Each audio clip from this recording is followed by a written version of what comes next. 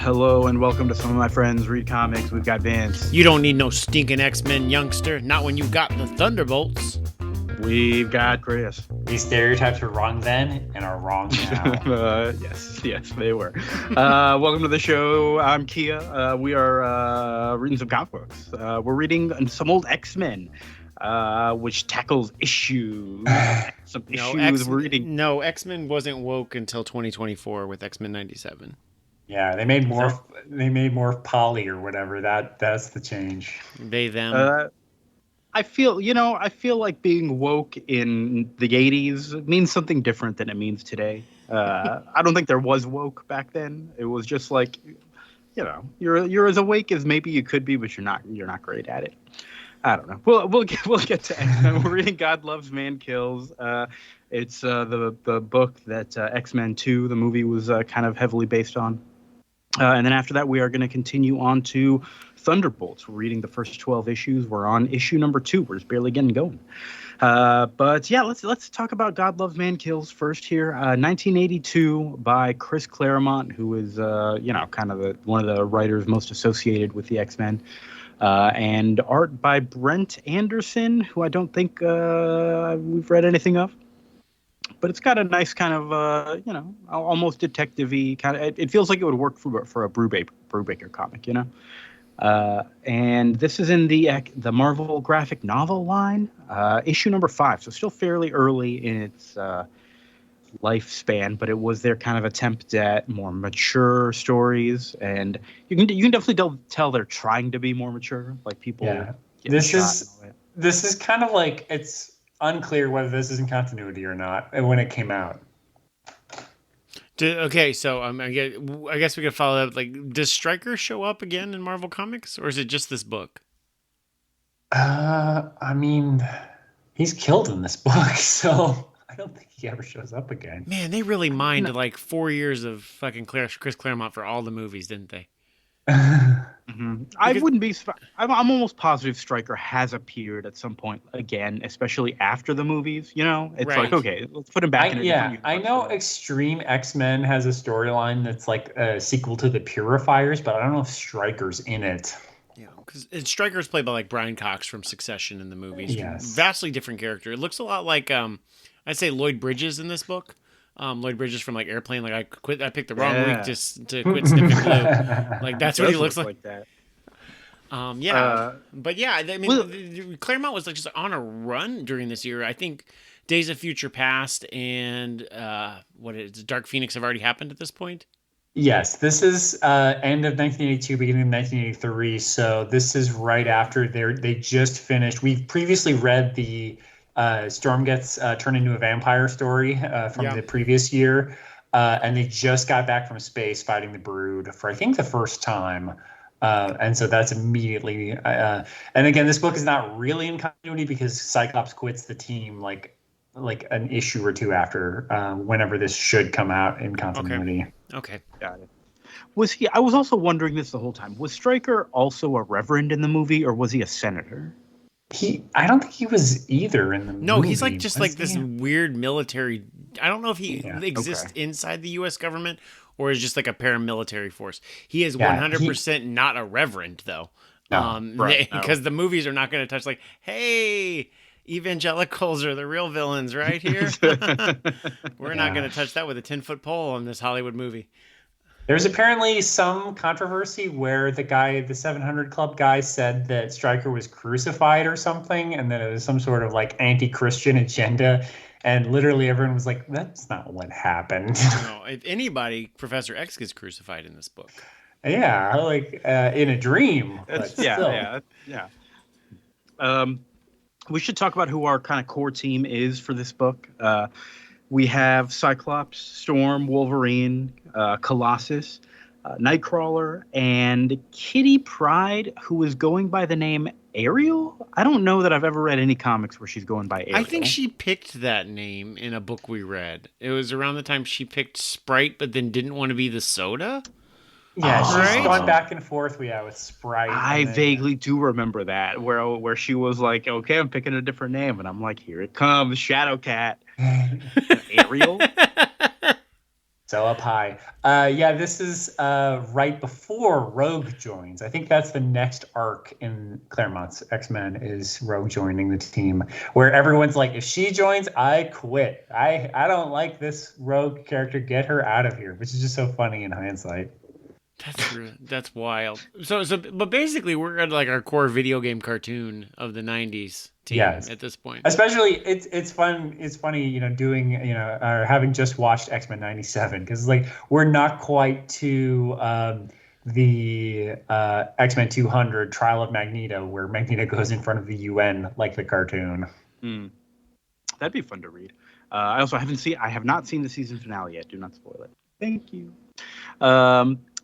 Okay, we have more characters though. We got Illyana, who is Peter's little sister. Yeah. I kind of forgot she's in the book until I flipped back to the beginning because she gets kidnapped at one point, and that's kind of it. She doesn't really do anything. Did she have powers? I mean, she not did. yet. They say she's like she might be a mutant, but they're not sure. Oh, okay. So that's why she's not helping. I was kind of mad at her for never helping, but I guess that's a good excuse. Anything else we need to know before we jump into it? I think we can let's do it. Jean Grey's dead at this time. That's the only thing. Right. Okay. That answers another question I was going to ask. All right. So we open with some children being gunned down by purifiers. They're people who hate mutants. They've killed their father and mother. They kill them on a playground and hang them up on the swings. It's bad. It's terrible. This is so funny. Like, if ever a book wanted us to root for Magneto, like guy who's famously fought all the superheroes, defeated by a wooden gun on the Fantastic Four. Like, no, actually, I'm on this guy's side because he hates these people. Yeah. Yeah, he shows up and lays his body to rest, and he's mad because he's Magneto. He's gonna make them pay. That's a really interesting way that's framed now that you say it. Because, knowing where this book's about to go, showing Magneto as your first mutant and being heroic, I think that's really good. That's a really good, setting the tone for the rest of the book. That's oh my God, I'm not reading a comic for children here. This is serious. Because, again, he sort of joins the X-Men in a little bit, but this is, he's still a villain at this point. Mm-hmm. We cut to Stryker. Who is in his giant mega church tower that's been the Stryker building headquarters of the worldwide evangelical Stryker crusade. That's which the one. I just want to think of him as the righteous gemstones here for the rest of this thing. I mean, maybe John Goodman's character. Yeah. They're listing off the X-Men that they're keeping track of or something, and they're like, all right, I got a plan to take care of this stuff. And that's kind of our little prologue. And we get into chapter 1. And a great way to be like, hey, I know you bought this expensive $6 OGN in 1982. These are your characters. This is their exposition. Yeah. And it's a nice self-contained story. You really don't have to know the X-Men. It helps. But let's see. What do we start with? We start outside this dance studio with Kitty and Illyana. They're there. They've been taking classes, I guess. And one of the other students. What's that? This is the dance studio where their friend works, who we saw in Storm turns into a vampire, I think. Yeah, Stevie. The one whose house they crash at for 3 days without telling anyone. I can't believe I didn't remember friend of the show, Stevie. I don't think we actually see Stevie. We just see the exterior. Yeah, we'll see Stevie in another page. What the hell would happen there? Kitty. We do. You're calls right. Stevie some bad words. She uses the N-word quite judiciously in front of Stevie. I don't think she specifically calls her that. She's like, how would you like it? Yeah, it's crazy. This is not the first time Kitty has done this too. She had done this in the regular comics as well. And she just drops the N-word? Yes, she's yes, she keeps comparing it. She's like, Muty is just as bad as this, and you're like, no, it's not. It's not as bad. Oh boy. I didn't realize that was Stevie. I thought it was another student or something. I got mixed up. She has dreads. She's basically Storm's age. Mm-hmm. She's Kitty's friend who does ballet teaching. And yes, Kitty is in a fight with a redheaded boy because he supports Stryker and he's just casually bigoted against mutants. And she's like, maybe you should shut up. And he's like, whatever, I'm going to punch a girl over this. Yeah, he straight up punches her in the face. she gets a black eye over it. That's fucked up. He's definitely like that one like homophobic kid in the theater group, and you're like, really? Why are you here, man? Like, what's going on? Like, look around, read the room. So they're also being staked. There's a building with some of these purifiers. They're watching mutants, and one of the guys in the van's like, "Hey, should we kill that mutant lover?" And they're like, "No, that's we're just on a stakeout." And they're like, "She's even worse than a mutant, though, treating them like human beings." In case we didn't know these people were bad. Yeah. And again, this book, Kitty says, "How would you like it if someone called you the N-word?" And Stevie is just like, "She's right." Just like, okay.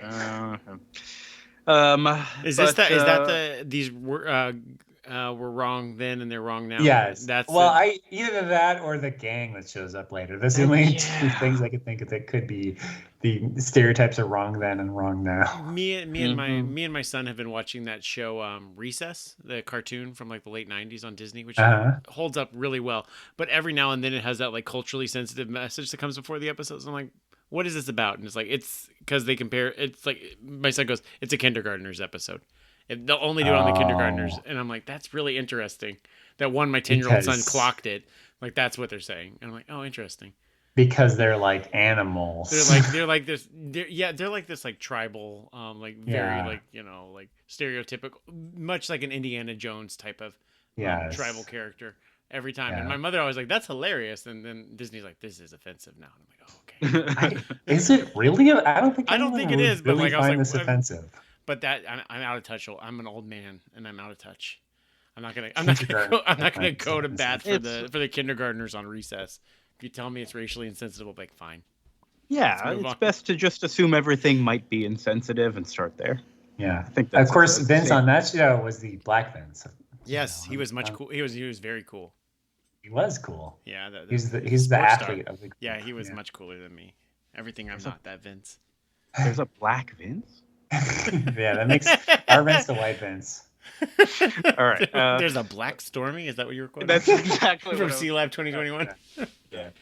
All right. Let's stick with the book here. We got more problematic stuff to run into. So we got it's really not too bad. We got Stryker doing an interview on TV. He's going head to head with Professor X on some show. It's not like a debate. It's like they're both guests on a show, so it's kind of a debate, And Professor X does not come off looking very good. I think they mentioned like he just kind of looked stern and scary sitting there. And Stryker played to everyone's fears, and he was passionate, and he definitely kind of won the debate, which is a little bit of a bummer. Afterwards, the rest of the team is kind of training in the training room. We get some shots of that. The danger room. The training room? What kind of an idiot? And the only people who are actually with Professor X are Storm and Cyclops. And they are, like, as the cars are leaving the studios, Stryker has staged an attack on the X-Men there. And they mentioned something where they're like, good thing our size screens prevented Professor Xavier from scanning our thoughts, so he can't tell what's coming next. I'm like, okay, great. Yep. No Jean Grey to worry about, so we're going to have to size scan two people. Mm-hmm.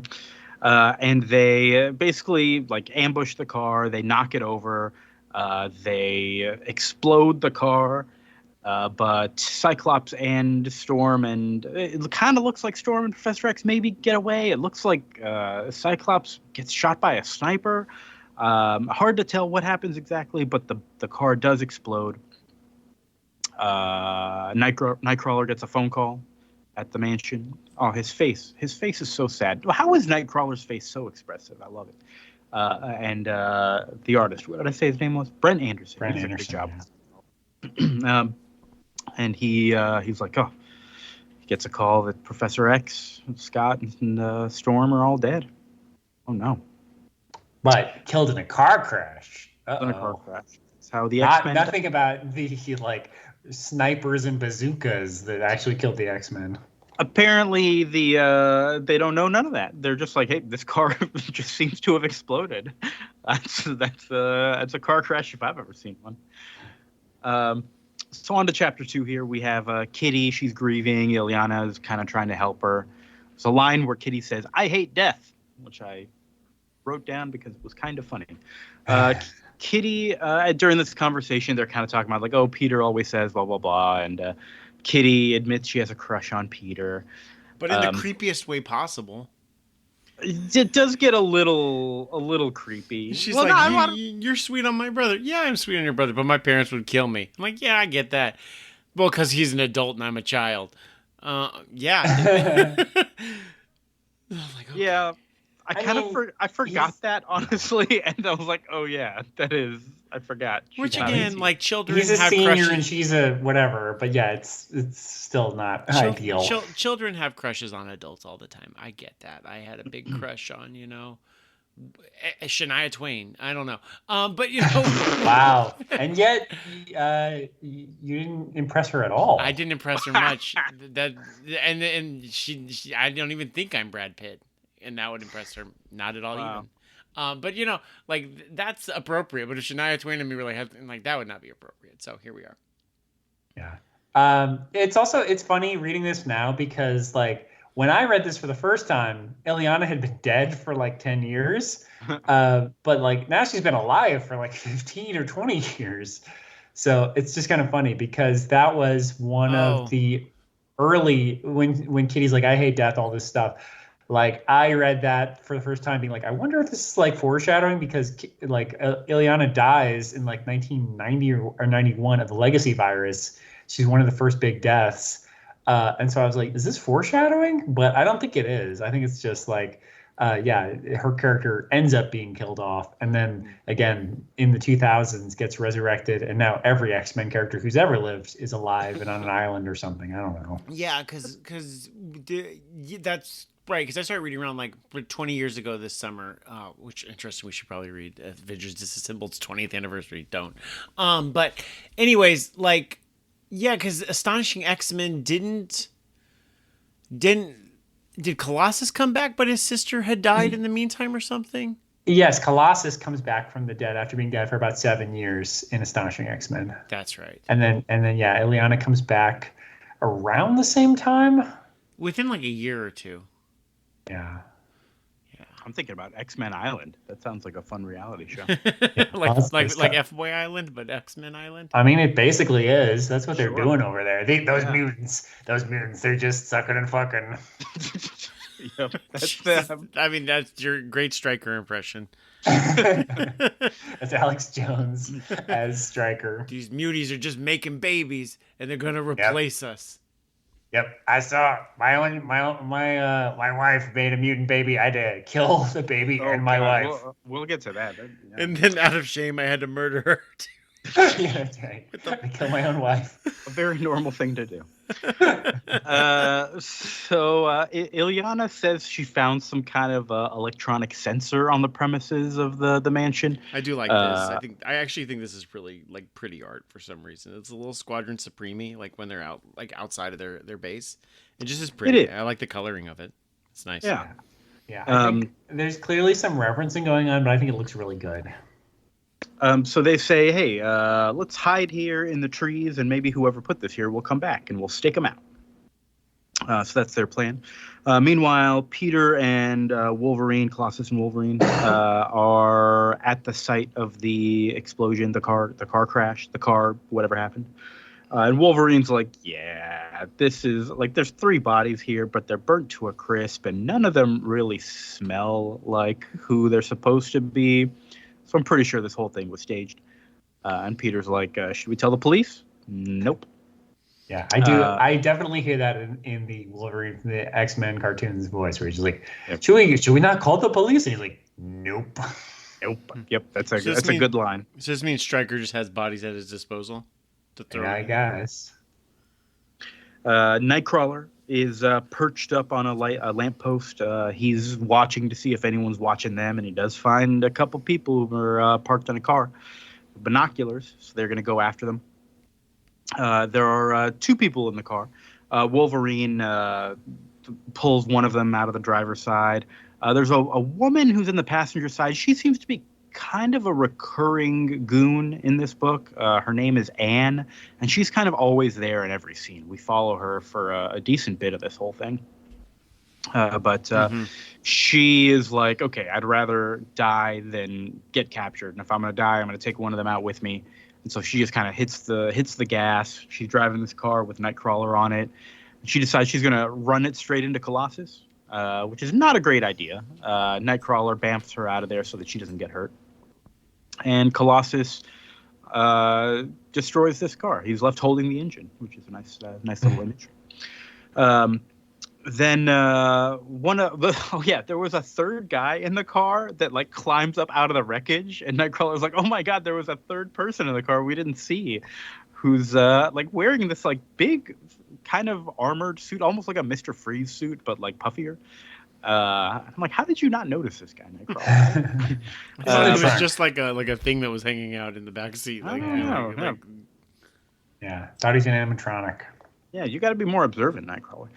And then this guy attacks with a big old gun. He's got Colossus kind of in pain, and he lifts up into the sky. These pieces of the car start floating around them and wrapping them up in these metal cocoons. You know what's coming. I like that almost every time. I always forget. Who could this be? It's almost every time Magneto shows up in the book, you see metal stuff happening before he shows up. I think it's every single time, and I love it. Did you not hear the X-Men 97, or I guess it's just the X-Men animated series Magneto theme when you read this page, Vince? Because you should have. No, I did not. I still need to watch X-Men 97. I need to sit down and watch that. So. But question, Chris, is this the first time that Magneto has presented himself as a hero or a friend of the X-Men? Yes. So the last appearance that Magneto had made in the X-Men comics was in X-Men 150, which is very loosely adapted into X-Men First Class. He had had a bunch of nuclear submarines that he was kind of holding for ransom. And then he almost killed Kitty, saw that, we may have read this issue, I forget now, saw that she had a Star of David, jewelry, and was like, oh my God, like I almost killed a teenage Jewish girl. I'm a monster, and like flew away. So that's the last we had seen of Magneto, and that had been about 2.5 years. Okay. So now he's back, and now he's helping the X-Men. Okay. I don't remember reading that story. No, we didn't read that one. I don't think we did, but I know we've read a fair amount of Bronze Age X-Men. So we have, and we've read it like in and out of continuity. Like we bounced around, like we haven't been reading it linearly. But like that's like this always works for me. This worked in the X-Men 2 movie where suddenly like Magneto shows up and he's gonna help the X-Men because Professor X is gone, and I'm like, fuck yeah, this is awesome. Like, I can imagine being in 1982, you're like, fuck, it's fucking on now. Let's fucking go. So yeah. It's very cool. So back at the mansion, Kitty and Illyana are still staking out this device, and they're like, all right, let's get out of here. But then some people show up. Oh, no. And Kitty's like, all right, I'm going to phase underground to get a closer look, which is not a closer look at all, because while she's underground, not looking at anything, the bad guys notice Illyana, and they're like, hey, get her. And they knock her out. They put her in the trunk of the car, and Kitty... They shoot her with a gun at close range, and they're like, is she dead? And they're like, no. I'm like, okay, thank you. Yeah, they say she's stunned. And I'm like, okay, was that like a stun gun? Because it looks like you had a gun right up to her forehead. But Kitty's like, oh no, Illyana got taken in all the commotion. And she's like, okay, I know what to do. I'll phase into the back of their trunk as they're driving away. Oh, that's right. They don't put Illyana in the trunk. They've just got her in the backseat. These bad guys, though. Yeah, they notice. They're like, hey, our car is riding kind of heavy. There must be someone in our trunk. Let's turn on the nerve gas we have back there. Yes, they have. Okay, they've got like an 80s car with a panel with a car phone in the middle, okay? It's like a 2-panel thing. On one half is the car phone. The other half has a little red light that says it's a security breach for the trunk, I guess. I don't know how it knows. And then it's got a switch, like a light switch that you click up and down to release nerve gas into the trunk of your car. Those are the two features you asked for. I need a car phone, and I need nerve gas for the trunk, and that's it. It's very specific, bad guys. Very specific. I will say, this book relies on you thinking the X-Men are dead for like a page or two more than basically any other book we've read in a long time. It's like when Chewbacca died in Star Wars Episode. Yeah. You're just like, damn, they really just killed Kitty without even showing us? Wow. JK. Yeah. So not dead. Then we see they did bring Magneto and these two cocooned metal goons to the mansion with everybody else.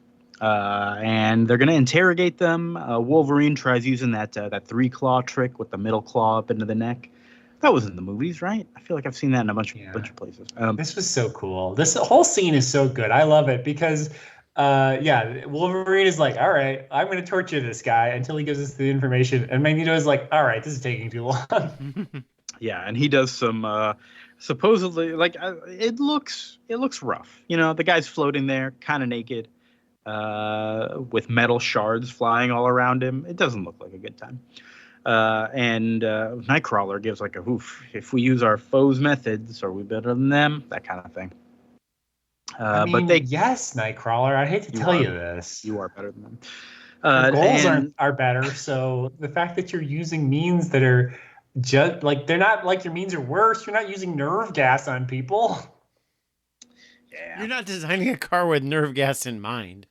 I will say they don't really learn much of anything. I guess they didn't know that he was working for Stryker at the time. They know, that Professor X is alive, that Cyclops and Storm are alive, and that Stryker's got him, and that they got to go get him. Is basically what they learn. So then we jump into chapter 3. We have a kind of a dream sequence with Professor X dying on the cross. There's these kind of horrific versions of the X-Men that are all airing their grievances at him and attacking at him. And a figure in white reaches out, and Professor X almost accepts, but then he kind of doubts it and gets pulled back into nothingness. And we see there's a scientist that Stryker has hired. The two of them are standing there. Professor X is in one of those big test tube things. What are these things called? Do we have a simple name for these? Back to containers. What? No, it's Empire Strikes Back. That's where Luke. Oh, I see. That's what I call it. You know what it is. One of those big watery test tubes. Yeah. He's got a thing there. Big tube. With the breathing tube, yeah. Yeah, we need a standard name for these. Listeners, this can't be like that's. I feel like with algae and stuff, this cannot be the best way to like. I don't know. This can't be the algae. Best way well, I'm just thinking. I'm trying to think of like putting somebody in this thing to heal them. Like, there's gonna be algae that like gets on this fucking thing, or it might leak, or like making sure that they're breathing. Like, there's a lot of points of in there. Hold on. They can put chlorine in there. They can put chlorine in there, but I don't think this is meant to be rejuvenating. I think this is meant to be more of like a sensory deprivation tank. But then it's see through. Yeah. Well, he's got a thing on his face. Okay. Okay. For the people watching, it's not. Hold on. Do you think sensory deprivation means nobody can see or hear you? It's the other way around. People can see me while I'm sensory deprivated. I don't like that. I don't like that. I get handed a smartphone and people are like, "Hey, look at Vince. He's in sensory deprivation." I'm like, I don't even know you. How do you get this number? They live stream it. Yep. No, thank you. I guess that's no different than when I'm in VR. People could see that. You're just looking like a dork on the recliner. I guess that's yeah, exactly. Embarrassing. So their plan is they're getting into Professor X's head. They have Storm and Cyclops captured in like these separate things where their brain waves have been connected into this machine so that they're fed directly into Professor X so he can't ignore them. And they're going to torture Cyclops and Storm so that all Professor X feels is their pain, which is evil. And we're going to learn more about why he's doing that. But Storm does ask, why are you doing this to us? And he gives us his backstory, which is that he was a war hero. His wife, his pregnant wife, He and his pregnant wife were driving along. The car flipped somehow. It doesn't go into detail, but I assume it was Stryker's fault. He was also apparently in like New Mexico or somewhere during nuclear testing, so that seems to be the hint of why his wife conceived a mutant. Yes. And yes, the wife, he has to deliver the child, and it's a monster. And so he kills it with a knife. And then when his wife wakes up, he snaps her neck. And then he sees the flipped car leaking gas, and he moves them both into the wreckage. It says he climbs in next to them and lights the match. But then later the cops find him saying, "Oh, you're lucky that explosion must have blown you clear." Which I don't know if he's being a dishonest narrator or what, but maybe he did just get lucky and get blown clear. Yeah, unclear. It does seem like maybe he did want to die, because afterwards he is pretty depressed, lot of drinking, a lot of fighting. He's a war hero, so he kind of gets away with it until he's not getting away with it anymore. And then he sees Professor X on the news talking about mutants, and he's like, "Oh, that's what that was." And he realizes that his purpose in life is to destroy all mutants, all that kind of stuff. And so he becomes a preacher and a reverend, and he raises all this money, and he does all this stuff. And yeah, that's his plan. Oh, and he says Professor X is the Antichrist. Okay, that's your opinion, man. He then receives a phone call about Kitty and Ilyana, and he says, "I'll trust your judgment about Colossus's sister." And they're like, "And the Pride Girl? Kill her." Like, okay, what? All right. I don't know why he didn't order them to kill both. I don't know why they knew what to do with one but not the other, you know? Maybe they're planning on running some tests. Also dumb to say, because like Storm has her head sticking out of this thing. So she's like aware of this. So they're like, all right, close this thing up. Everything should be back to normal. He's classic overconfident villain who's like, "I've already won. I can say anything. Doesn't matter." Yeah, because this is where Storm's theme from the X-Men cartoon starts playing. When she's like, "Kitty," and you just see like lightning striking outside of Manhattan, and people are like, "What's going on?" Yeah, that's a good transition to a new scene. And we do see that lightning in the sky in the next scene. Actually, that is a good transition. So we're in the slums of the city here. Kitty has escaped out of the back of the car. She felt the nerve gas coming and slid out just in time. Well, again, they shoot the car thinking Kitty's in it, and then they're like, "Hey, there's not any girl in this car. We shot it for nothing." They destroyed that car. Oh my god. So they're like, "All right, fan out. Let's find her." Which, I don't know. I feel like that nerve gas came in a long time ago. Like, she's not going to be around there anymore. But no, she's very nearby, actually. And she's running around looking for help, and she meets a gang. And they are... they're stereotypical. They're interested in nothing but getting their hands on Kitty, I guess. I don't like that one of them is in a turban for some reason. That doesn't seem nice. That's the part that's weird to me, is they're all wearing very different headgear. Yeah. They almost kind of look like Village People-esque, you know? Yeah. Yeah. Does this predate the Warriors? No. It does look like the Warriors as well. I think maybe it was like, I don't know. It kind of feels like it was meant to evoke the Warriors. It could be kind of a reference to the Warriors. I don't know. There's a great Wonder Woman cover from this period where it's like, "You guys aren't warriors, you're animals." And it's the first 3 pages of the comic are about her beating up a gang, and then she has to where they're like, we're all juveniles, we're gonna get back out, and so she has to solve the problem another way. So I'm like, wow, somebody clearly just watched the Warriors and was like, Wonder Woman would easily handle this problem. But yeah, this is I think it could be, but yeah, it's I guess it's in a way it's kind of good, because it's like they're not evil, but it's like they do seem to immediately be like, all right, we'll protect you for sex. And you're like, okay, no. And then when Annie or whatever, the evil woman shows up, they're immediately like, hey, we don't like you. Yeah. And they immediately get in a standoff. Yeah, our featured goon, she's there fighting them, and Kitty takes advantage of that to slip away. I think she does get like shot in the shoulder or something like that, but she's okay. Kitty runs into a bodega, a Spanish delicatessen. The dude kills the whole gang, by the way. She's pretty good. She's pretty good. Like, she gets stabbed with a knife or whatever that somebody throws at her, but she shoots all of them. And then, like, the other purifiers are like, "Are you okay?" They're like, "I lost the girl, but I killed all these guys."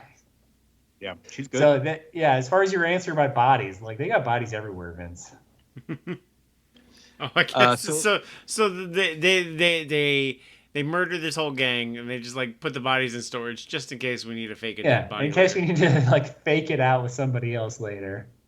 You know, when you're in the business of faking deaths, that's pretty smart to stock up on bodies. I think I don't blame you. You shouldn't let the bodies hit the floor. You should. Oh, the 5-second rule. That's not even by Shania Twain. That don't impress me. So you think you're Power Man 5000? That don't impress me much. You're doing the same song. Yeah.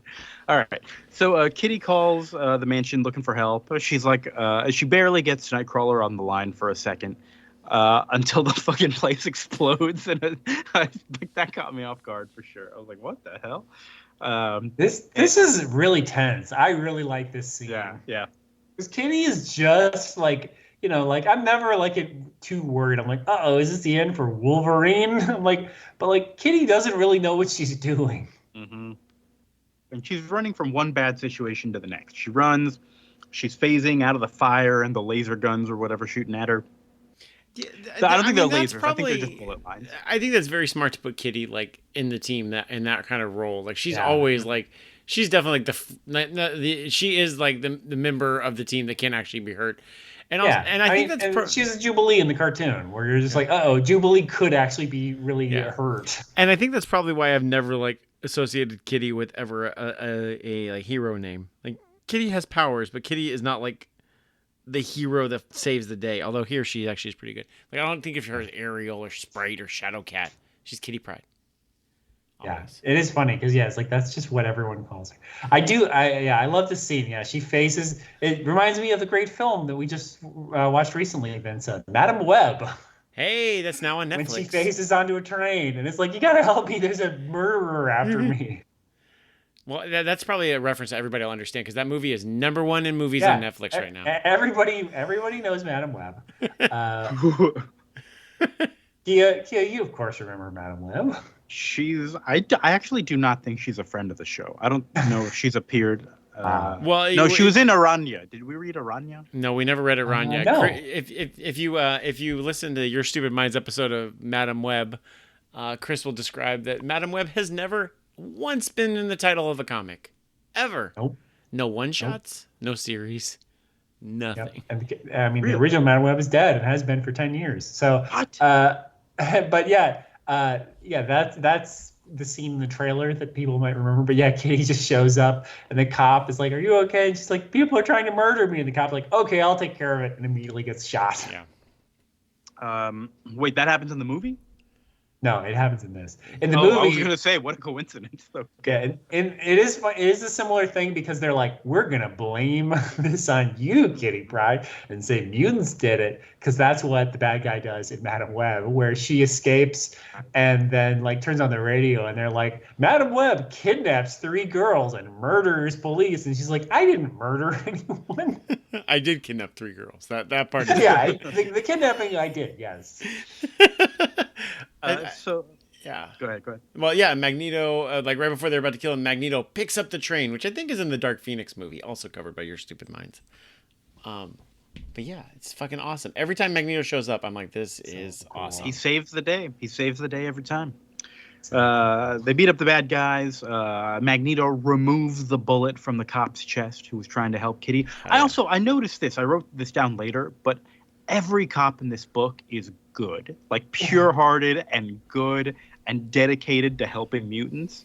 It is like the worst cop is the one who doesn't care about this and just cares about sports. Like, that's the worst cop in this book. He's like, I don't care about all this. I just want to watch the Rangers. Mm-hmm. So they head to a hospital to get this cop some safety. I feel like I'm not like I don't do first aid or anything, but I feel like if you have like a guy who magically pulls the bullet out. Just close the wound. Like that's all you have to do. Like literally, that's it. Like as long as he doesn't bleed out, that's the thing. Yeah, but I feel like Magneto would like drill a plate into you with screws. Like that's all he knows how to do. So I think taking him to the hospital is probably. Well, yeah, I'm just no saying, doctor, but like, yeah, well, if it went through like my chest and then went into my heart, who's gonna like heal the hole in my heart? You know what I'm saying? Right, but is that a Shania Twain song? If it like passes, I'm saying if it passes through clean and passes back out through clean, then basically your only real risk is blood loss. So just like cover that up, take your shirt off, or take that guy's shirt off, cover the wound, and like put pressure on this. He'll be okay. Just call 911, and in like a half hour he should be okay. This is just another character strength for Magneto. He knows his weaknesses. He's like, I'm not the best person for this. Let's do it right. I guess. Yeah. He's like, let's get a surfboard and fly to the hospital. Oh yeah. I would love to surf in through the sky on a train car door. That'd be fun. All right. So what's Professor X up to? They're getting closer and closer to getting into Professor X's mind. And he's like, hey, do you embrace my message? All that kind of stuff. He's been getting in there. And he makes Professor X do like a big old mind blast at Cyclops and Storm to kill them. And the scientists that are monitoring are like, hey, no vital signs. The mutants are dead. Professor X just killed Cyclops and Storm. What the fuck? And they're like, all right, let's get these mutant bodies out of here. This is the third time that our heroes have been killed. Yeah. We had the fake out at the beginning where Cyclops was shot by a sniper. Mm-hmm. We had Kitty and nerve gas, and now Mind Blast too. So Cyclops twice has been fake killed. We have the scientist is now heading home. He gets in the back of a car, and I really like this move by Kitty. She kind of phases through the back of the car, grabs him, and like quietly phases out through the back as the car pulls away. That's beautiful. That's awesome. Like that's such cool use of her powers. Mm-hmm. And I think she mentions this is the first time I've ever phased with another person before, which I don't know if that's accurate, but maybe it is. She says it. It's got to be. Yeah, Nightcrawler early in the danger room is like, it hurts me every time I teleport with other people. So yeah, maybe it hurts her to phase with other people. This is also the scene where right before Stryker is like, yeah, Reagan's definitely going to come to this thing. This is a modern conservative Republican platform that mutants are awful and should be eradicated from the planet. Yeah, it's totally supported by the president. This is fine. I do like that. Like that the book is at least trying to say like this is not a fringe belief. We're woke. This is pretty common. Like they didn't have to do that. Although I think later like some of the senators are like, I don't know about this shit. But of course we find out later that senator's a mutant. Was that Mystique posing as that senator? Maybe. Oh, yeah, because Mystique replaced Kelly or somebody, right? Senator Kelly in the movies, but I don't know what about the comic continuity. But yeah. So Kitty faces this guy out, and then Nightcrawler, who earlier was like, oh, doesn't torturing people mean we're just as bad as them? Is now at least going to like fake torture someone for like an intimidation check on his like Dungeons and Dragons character, where he wraps his tail around the guy, hangs him by the neck, and then is like, I'm going to bite you with my spiky teeth. He looks pretty vicious, but I really love. I mean, Nightcrawler's always been one of my favorite X-Men, and he is drawn so well in this book. I love it. Yeah. Brent Anderson, by the way, he did a lot of Astro City. Yeah, I do love it too, because it's like later Kitty's like, Nightcrawler's the nicest guy in the world, because it's like if you know this about Nightcrawler, that he's doing this, you understand like this is pure show. Like you shouldn't actually be scared for this goon if you're like a new read. That's my panel of the week. I'm so excited to get to it. What do we have here? Yes, the bodies of Storm and Cyclops getting taken down to the incinerator. They're taking up. Yeah, they're going down, but then our featured goon is also in the elevator with them, and they start going up, and the guns get pulled to the side of the elevator, and they're like, oh shit. And the elevator goes flying into the sky. Out of the trade centers? Yes. Yeah. They're just flying out of there. It's very Charlie and the Great Glass Elevator. Yeah. Magneto's like, you're my heir now. Yes. And they're on the roof of this building. You won, Annie. You won. They've recovered Illyana. Wolverine. This is also a clue, I guess, that this woman has like superpowers because she jumps out of I would say it's 100 feet in the air and just lands and is like, whew, I'm okay. Oh yeah. That's a good point. I'm just used to like badass number one henchman. Yeah. You know, like your Jaws or whoever in a James Bond movie. I was like, that's fair. I get it. I didn't question it. But the X-Men and Magneto have recovered Illyana. Wolverine is looking at the bodies of Cyclops and Storm, and he's like, I think they're actually still alive. My senses tell me that some kind of electricity might revive them. So Magneto does that, and they come back to life. He has electricity powers? Yeah. Oh, electromagnetism, right? Yeah. Okay. Yeah, it's on the spectrum. All right. I'll allow it. Then Scott has the moment of like, what? Magneto saved my life? What? And they kind of talk about their differences of opinion, all the stuff we've seen done to death over and over again afterwards. But if this was the first time, it's pretty good.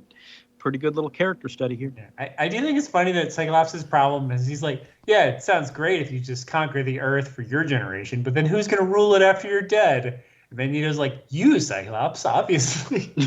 Yeah, I like that. That's like immediately like Cyclops' first argument is like this. I mean, that sounds great. It's not sustainable. But then like Magneto's got a plan already, and I think in modern-ish continuity, Cyclops does take over as like the Brotherhood of Evil Mutants boss or something. Yeah, again, I don't keep up with everything that's happened, but it's like he becomes like a sort of Magneto was right type figure, and then he's part of the whole island of mutants that they're all out there, folks. On X-Men Island. Yeah, X-Men Island. Coming to Fox. Fridays at 8. Oh, that would definitely be on Fox. Okay. It's just your exes all on one island. So chapter 4, time for the Stryker's big speech tonight. The news says that a lot of other ministers have been questioning his crusade, and this speech tonight will lay all doubt to rest. And backstage, he's hooking Professor X up to Cerebro. He's telling him, hey, all right, you're gonna make contact with every mutant, and you're gonna destroy them. Cool. He's also at Madison Square Garden, so there's like 20,000 people showing up for this thing. Looks very Joel Osteen-esque. Yeah, nice. Yeah. He's given his speech. The crowd is eating it up. Very religious. All that typical stuff. These are the cops who are like, wish I was at a hockey game. The X-Men are outside, and Stryker flips a switch, and everyone starts getting mind blasted. All the mutants are feeling it, and they're like, they're getting nosebleeds and ear bleeds and stuff. And they're trying to save a little boy out there who's bleeding to death and yelling about it. And Magneto goes into the building to attack Stryker one-on-one, but Stryker seems to have directional control over Professor X's mind blasts, and he shoots a big old blast directly at Magneto. And Magneto's like, he also pulls the roof off Madison Square Garden and then puts it right back on. Yeah, I like the commenters are like, oh shit, Magneto's here to fucking attack. No, he's not. He put the roof back on. He's here to talk. He's here to talk. So they're having another little moment. The senator gets also the mind blast, I guess, gets past Magneto's helmet. Yes, it's so strong. This is not something that I think was really established. I feel like the movies made that more of a thing because Juggernaut always had his helmet protects him. Okay. But I feel like Magneto's helmet protecting him was more of an invention of the movies, and then got retconned into comics after that. Okay. All right. Plus, the mind blast was a physical mind blast to his mind chest, I think. So I think that's what happened here. And it knocked the helmet off. Okay. Yeah. So the senator gets his little nosebleed up there. He's getting woozy. We got the X-Men fighting through the halls, fighting all these purifier guards. Then our featured henchman, Anne, she runs up to the Reverend, and the Reverend notices that she's got a nosebleed too. And he's like, fucking mutant. What the hell? And she's like, no, I've served you faithfully.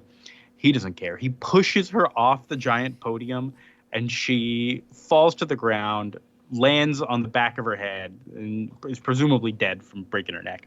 On camera. On camera. And it's very clear the panel is like, this is on camera. So who said, like, switch to camera 3 as this woman's falling? I mean... like, in the broadcast booth. It's a good question, but you follow the action. It's what's happening. There's two camera. Yeah, okay, I see.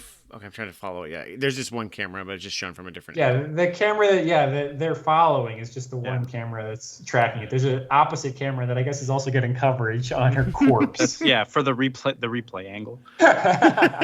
Jesus Christ! But it is like very much like, I mean, that I think that like actually this reveal is really cool of like how the mind blast works. That like even like supposedly normal people are suddenly like manifesting powers. It's not just like our X-Men that are in danger. I think that's a really fucking cool sequence. Right. Yeah. And it is just like, it's kind of laying out that it's like you could be a mutant and not have like, oh, I have like I breathe fire or whatever. It could just be that like, oh, like I'm, asthmatic. Like I am I'm like just really lucky at cards or something because I have some sort of like sixth sense or whatever for only for card games. Right. But now Stryker says I have to die for my being good at cards. I'm a metronome. I hold the beat really well. Like yeah, exactly. A mutant power that allows you to keep a rhythm. Yeah. That's not fair. You're going to be better at music, and it's going to put other artists out of business. Yep. Yeah. You got to die. So the X-Men fight their way into the Cerebro room. They manage to kind of knock Professor X out. And then they destroy the machine. And hey, the day is mostly saved. They go out into the main room. I do like how Cyclops says that how they decided. I think, was it Cyclops and Wolverine were both going to attack Professor X at the same time? Yeah, the idea was everyone was going to kind of be attacking in the room to create a lot of chaos so that Professor X couldn't figure out where it was coming from, so that at least one of them would land a blow on him. Yeah.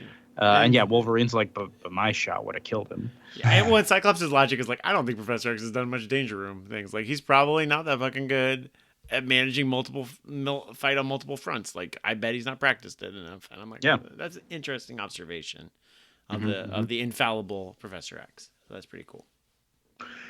So then they go out onto the main stage, and Cyclops gives a great speech. They kind of mentioned later that it was like, hey, kind of better than Professor X did, students becoming the teacher and that kind of thing.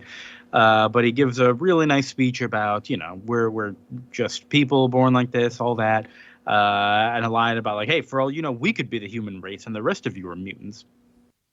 And Stryker points to Nightcrawler. This is the panel of the week that I'm talking about. It's the meekest looking Nightcrawler in the back with a very like, hey, what did I do? Kind of look where Stryker is just pointing at him going, human? You call that thing human? And he looks so, I want to give him a hug. Nightcrawler just catching strays. Yeah. It's like, we just saw you on camera kill your own like hired friend. Mm-hmm. These people have no shame. Stryker has no shame. So Stryker lifts up a gun and points it at the X-Men. And he points it at Kitty because Kitty's yelling at him like Nightcrawler's a good friend and he's a good person and you're a monster. And he's like, I'm a monster, am I? I'll shoot you with a gun. That'll show you. Yeah. And so he's got this gun aimed at her and we see the bang text. But it turns out it was a cop who shot Stryker. The gun falls out of his hands. He's dead. All cops are good in this book. Yeah, he's like, well, she was about to shoot a little girl, What do you want me to do? Then line. Yep. It sure changed since Sunday school. I like that line. And then we go back to the mansion for a little epilogue, talking to Magneto before he leaves. Again, that kind of typical stuff, except inviting him to join. He's like, nope, I'm out of here. And then a nice little scene on the porch with Scott and Storm. Are they a couple at this time? No, but it's weird. It's weird. It looks like they're a couple. It looks like they meant for Jean Grey to be in this spot and wrote it as such. And they were like, oh, hold on. We can't. She's dead. All right, just put Storm in there. It's fine. Yeah. Yeah, and then in the last panel, we get a little shot of the X-Men doormat that says Finn. Oh, that's not a doormat. I do like that it's Kitty who's telling Magneto, like, come on, man, just stay. And he's like, I can't. It's just like, because that's the character that, again, he has a connection with already. So it's just like, this is the right button to push to be like, come on, man, just join us. Be an X-Men. And he's like, no. So yeah, that's the book.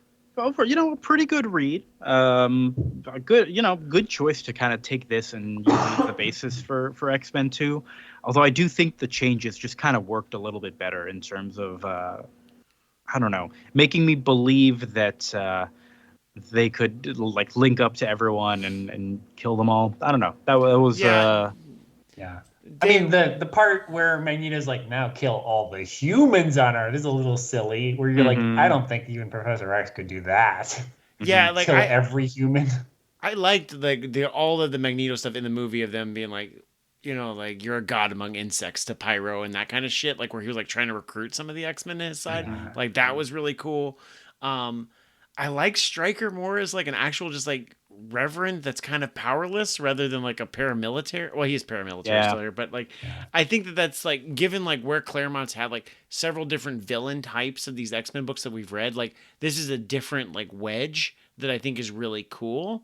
I can understand why they would change that for the movie. And I think like the movie had his son was still alive, right? But he was like nonverbal, but like a super powerful mutant that could like control people or something. I don't remember anymore. It's been 20 something he years. was like some kind of psychic mutant. Yeah, it took some interesting cues. I do what was I gonna say?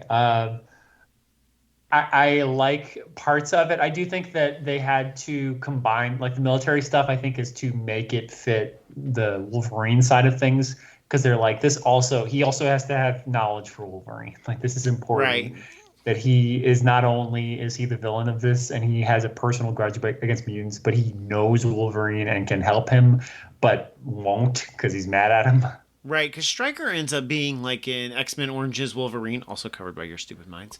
And then I feel like he's in either First Class. He's definitely in Days of Future Past at the beginning. Like Stryker's made lots of appearances. Yeah, they have to like fold him into the like creation of Wolverine. Yeah, because he's got to have some like he's got the lore. He's the lore dump for him. Yeah, that's right. Yeah. All in all, though, like this is a fucking Claremont's fucking this era is so good for X-Men comics. I can see like I'm glad we're reading this because it's like and like I know y'all are really high up on the X-Men 97 cartoon. Like this era is very much like informing that X-Men cartoon from the 90s. And it's very fucking good. Like, and especially like seeing like Magneto like teaming up with them for the first time, that would have blown my mind. It was cool enough when I saw it in the movie X-Men 2. It's just cool. Cool. And the art again. I really want to stress. I loved the art in this. Yeah, it's not something you typically see for an X-Men book, but I liked it a lot. He did a couple issues of the Pulse. I remember, which was like the Jessica Jones second book after Alias. And then he did a lot of Astro City, which, given how he draws people like in suits and regular people, I can 100% see how he would be good for Astro City. Just like kind of some more grounded perspective on superheroes. All right. Anything else to say about it before we jump over to Thunderbolts? Let's do it. It's good, but also who's the real monster? Probably that guy who killed someone on camera. Probably. So on to the Thunderbolts. In case you didn't join us for the last time, this is our current long read here, issue number 2. What do we got? The heroes are all gone, and it's we got villains posing as superheroes. That's pretty much all you need to know. We got the Mad Thinker on the cover. Have we ever read a Mad Thinker comic? I feel like we have, and he's one of those villains that I forget exists every time. Yeah. His robot though, we've definitely seen. I think he was. Yeah, his robot was part of Damage Control and She-Hulk. We've run into him a few times. Yeah, he's a friend of the show. The Mad Thinker, not so much. So the news is continuing to gush all over the Thunderbolts. There's video footage of them taking down various villains.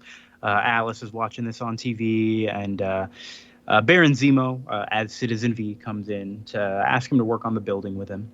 And he's like, hey, sure thing, Baron. He's like, no. Call me Citizen V. We got to get used to it so we don't slip up in public. And they're kind of like, hey, did you expect this to kind of work so quickly?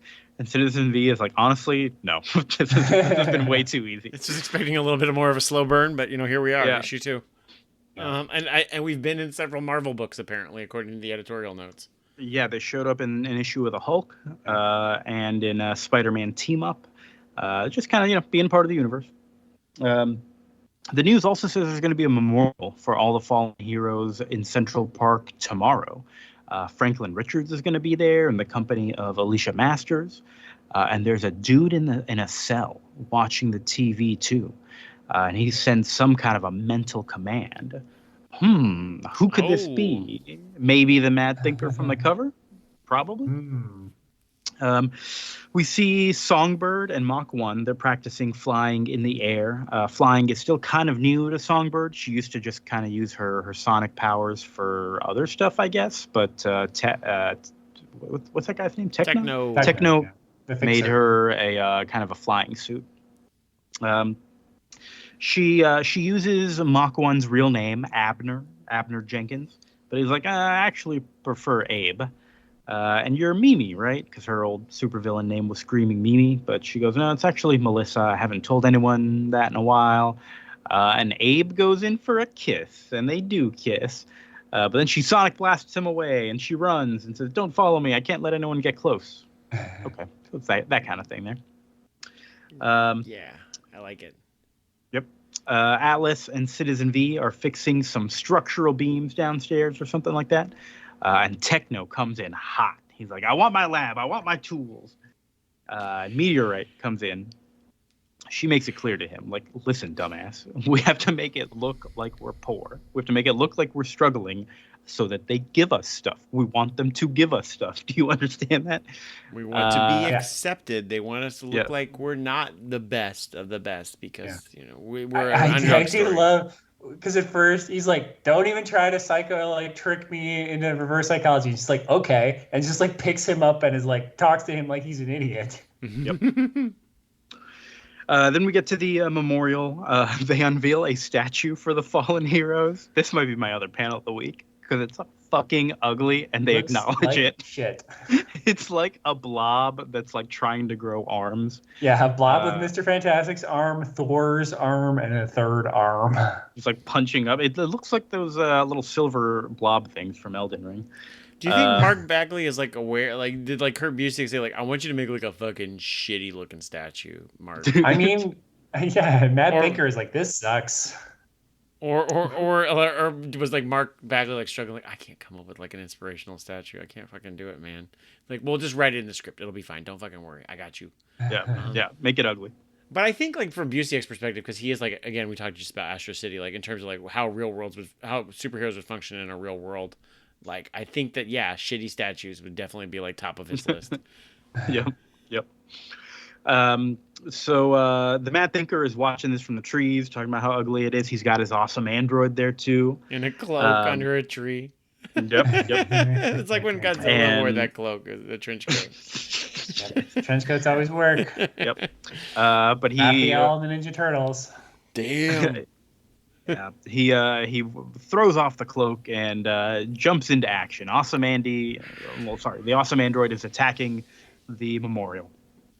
Dallas Reardon and is that the mayor there? I assume. Yes. They're there. Giuliani. Yeah. And the mayor is like, hey, can't you call a superhero or something? And she's like, well, I can try to page the Thunderbolts. I've got their pager number. And the mayor's like, what? It's the best they have. They're like, we don't really have like a way to contact Daredevil or these other like vigilantes. But I could page the Thunderbolts. Again, just leading into like they're so poor, all they have is a pager. Like they got to go to a payphone or something. Then we see Hallie Takahama, the little girl that was captured in the last issue. Really, just kind of a reminder that she's still captured, still in a cell. We do learn that strange monsters drag her away every once in a while to do painful tests on her. Okay. Back to Central Park with the memorial. The Thunderbolts show up. What's going on? We got a big old fight here. The android splits up into 6 so that it can fight all 6 of the Thunderbolts. 2 of them grow wings to fight up in the air. One of them ends up grabbing Franklin Richards and flying away. And all the androids start flying away. So the whole team pursues. They catch up to them near the Baxter building where the Fantastic Four used to live.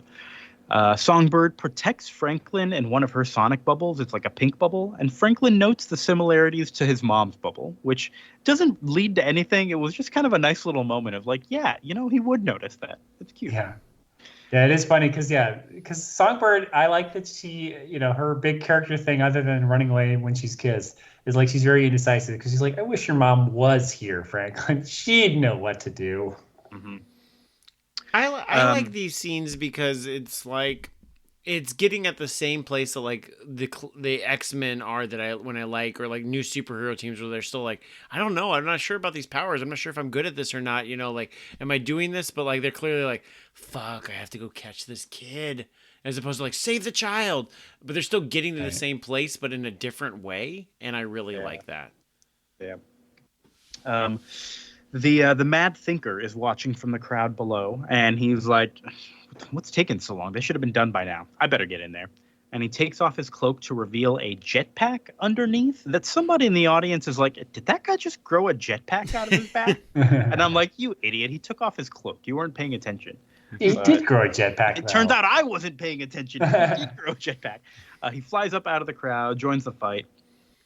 Well, he's not there yet, I guess. Techno is upset that there's no technology here to work with, and Franklin Richards says that his grandpa took it all so that the government wouldn't take it. Like, all right, that makes sense. Who is Franklin Richards' grandpa, though? Yeah. Or is it was it Grandpa Storm, or was that the Ultimate Universe that I'm thinking of, where like the Storm kid's dad was involved? Yeah, it's Nathaniel Richards in the regular 616, who's a minor Marvel character and travels back and forward in time in various stories. But yeah, he's also a genius. Yeah, I enjoyed that. I do like whenever the Mad Thinker android shows up. It is like, okay, who are you guys? Clearly you're not rookies. Yeah. Like, this is not fooling me. You're someone, like, what's going on? And they're like, no, you tell us what you're planning. And he's like, well, I was going to kidnap Franklin. And he subconsciously knows all the experiments that his father did in front of him. So I was going to steal like decades of research by like subconsciously removing them from Franklin. And they're like, that's a good plan. That's good. Yeah, Citizen V does it. Like, that's a good plan. Game recognized game. I love it. Then Citizen V also says, hey, I can tell you're not the real Mad Thinker. You're just an android as well. And he slices his head off. Great. I guess that makes all of the androids deactivate because one of them lost its head. Okay. Yes, because he's like, I also know that you must be controlling these other androids. Yes. So, yeah. It's like the Wi-Fi hub. Yeah. So all the androids deactivate. Citizen V walks in with the android's head on his sword. Then later with the mayor, the Thunder. It makes a little joke too to the other Thunderbolts. Oh, he does, yeah. What does he say? He got ahead of himself? He lost his head. That's what he said. Gentlemen, ladies, it seems our foe has lost his head. And he's kind of like on the end of his sword. It's fucked up. Yep. I mean, it's a robot head, so it's not like bleeding or anything. It's just got cords hanging out of it. They do make it, like the cords dangling down do make it more disgusting, I think, even though it makes, I don't know. The mayor afterwards is thanking them. He goes, yeah, thanks, Thunderbolts. I thought the Mad Thinker was a human, though, and not a robot. And Citizen V fills him in on kind of what the situation was here. And then he goes, but yeah, the real Mad Thinker shouldn't be too hard to find. He might even be incarcerated already. I don't really have any way of knowing. I mean, it'd be great if we could connect to the National Crime Center or to Interpol's supervillain database, but shucks, it just sucks that we're too poor to do that. Yeah, have you seen our horrible hideout? We live above a pizzeria. Yeah. And then the mayor has a great idea. He says, hey, nobody's using this building anymore because the Fantastic Four aren't here. Why don't you all move into this place? Citizen V was like, that's nice, but it should really be up to Franklin. Franklin agrees. And the mayor starts thinking about fundraisers for them. Beautiful. I love how quickly it's all coming together for them. That's a real. I love that scene though when Baron Zemo was like, "Yeah, like, oh shucks, poor us. Like this could have been avoided if we had hooked up to all these super critical classified information, you know." But I understand. Yeah. I understand. This is cops every time. They're like, "Oh yeah, we could have probably if we had some I don't know tanks or something." Taxpayers fell right for it. So afterwards, the press is there talking to everybody. Meteorite, who hasn't had much of a spotlight in this issue, she's just kind of watching everyone. We get a little narration reminder that she used to be a psychiatrist. It's in her nature to watch and think and consider, and she doesn't like what she sees. Everyone's really soaking up the attention. Atlas is flirting with Dallas Reardon, and she's like, "Oh, that rush that comes with victory feels good. Maybe too good." We'll see what happens. She's Moonstone. Is that her real name? Yes. Okay. And she's Meteorite right now. Well, I guess that makes sense. Moonstone Meteorite. Okay, cool. We know her as Moonstone because she gives up on that fake name very quickly. Yeah. Whereas like Songbird and Mach 1, Mach 2, whatever, like they keep their names. Spoiler alert, I guess, for what's gonna happen. I do like this like teaser though. Next, the Masters of Evil. Wait a second. Aren't these the Masters of Evil? I like that. Uh-oh. Yep. Masters of Evil versus Masters of Evil. Hell yeah. I'm looking forward to it. Any other thoughts on it? It was good. I liked it. It was good to read again. I forgot how quickly the public accept them. But yeah, that's where I'm at. Anything else y'all want to say about it? It's as I said, I like the fact that it's like basically doing like the standard beats of like a new superhero team, but it's doing them in a fun and more interesting way, with a wrinkle that I haven't seen before. I really like it. I'm still continue to be mad that the movie isn't using this concept. I feel like this would be good to just use like all the old Marvel villains. Like I know that like Tim Blake Nelson is going to be in Captain America 4, but like I would love to see him heading a team. Like, oh shucks, like I just would like his powers. I would love to bring him back with Zemo. That'd be cool as shit. But whatever. I feel like that would be so hard to market though. Like especially if you wanted to do a big reveal. I guess that's a DP Disney Plus series. That should be a show. It's not a movie. Yeah. Mm-hmm. Yeah. I'd watch it though. I would too. I'd watch that show. All right. Anything else, or are we done here? We haven't talked much about the art. I like Mark Bagley's art a lot in this issue. Looks good. It's weird seeing Bagley do something other than Ultimate Spider-Man. I got so used to that. It is very Spider-Man adjacent. Yeah, I did. It's been a long time since I read any Bagley at all, other than what we would have done for this show, and it's always nice to see his stuff. We never did Ultimate Spider-Man, so I don't know how much Bagley's actually even been in this show that we've done over the last few years. I'm sure we've done something, but we haven't done a ton. I think he did like some Amazing Spider-Man or something that we like early in his career that we may have covered, but we haven't done much Bagley, to be fair. Yeah. Well, next time we're gonna continue with more Bagley, Thunderbolts number 3, and we're doing for our main read next time. It's something that I've never heard of. Chris recommended a detective-y kind of book called Miss Tree. Like MS, myth, and tree. And it's a book from the 1980s that's kind of been reprinted or had a DC version throughout the years, but we're reading some stuff from the original run that was re-released fairly recently. The trade is called Heroine, Withdrawal. It's the third arc from the 80s comic, which is apparently issues 18 through 31. That's 14 issues, but Chris is promised us they go fast, so we'll see if he's to be trusted. Why are we doing this though?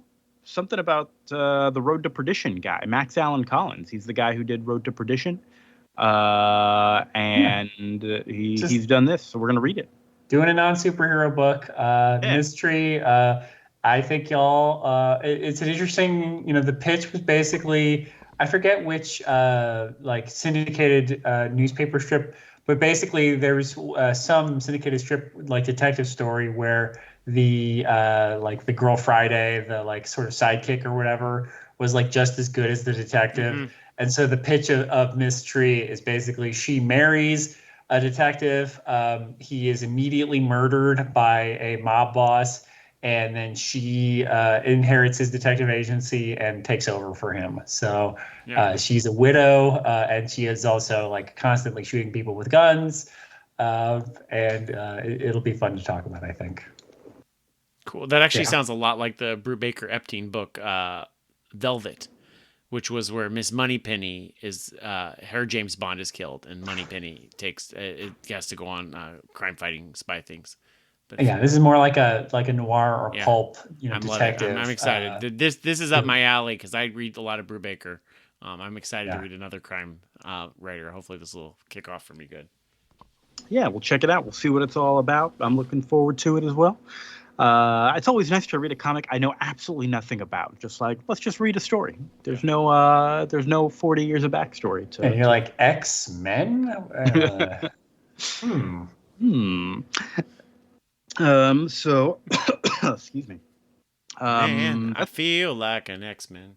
Oh my.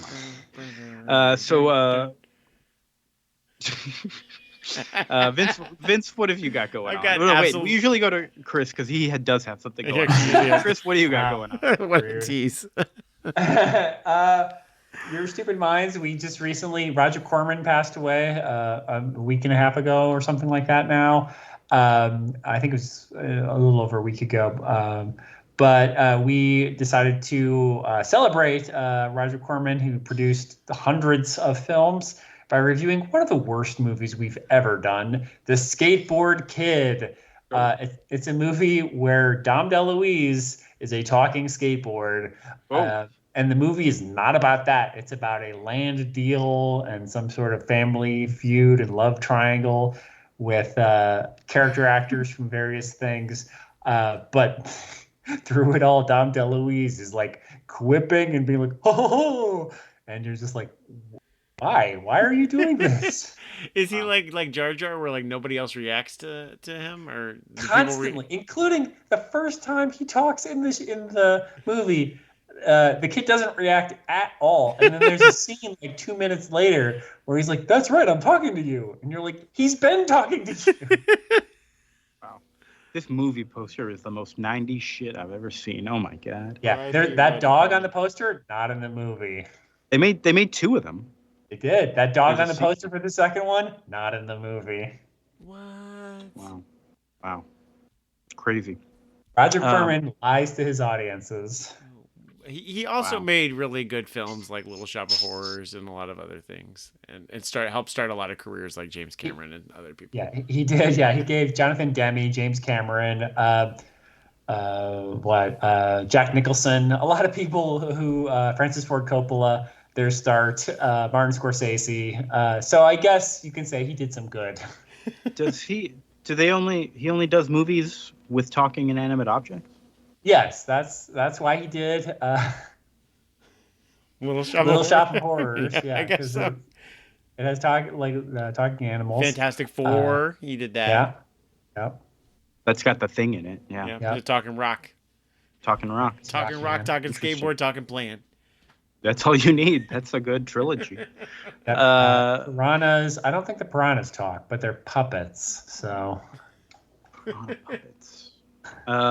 Vince, what do you got going on? I know you spoiled it earlier, but nothing. I've got nothing going on. You got to have something. You can't follow Chris with nothing. I'm just listening to Shania Twain albums 24/7. You know how it be, right? Nothing's going on. Just getting ready for the end of the school year. It's too fucking hot in Texas already, so just trying to stay cool. Trying to stay cool? Yep. With air conditioning. I'll plug my air conditioning. It's great. Air conditioning? Wow. Yep. Vince, don't get me wrong. I think you're all right, but that won't keep me warm in the middle of the night. It won't fix the hole in my heart that Magneto pulled the bullet out of. Kia, what are you up to? Going on a date with Shania Twain tonight. I gotta wrap this up. You're gonna make Vince jealous. Sorry, Vince. I didn't want to say anything, but you asked. So that was my mutant power. I sensed that something was up with Shania Twain. I just didn't know what. That's how it goes. Well, I think that is it for this show, listener. Hold on. What's the other segment we do? The love segment. Vince, I love you. I love you too, bud. Chris, I love you. You call this love? And Shania, I love you. See you later. Listeners, we love you too. We'll talk to you later. Have a good night. Bye.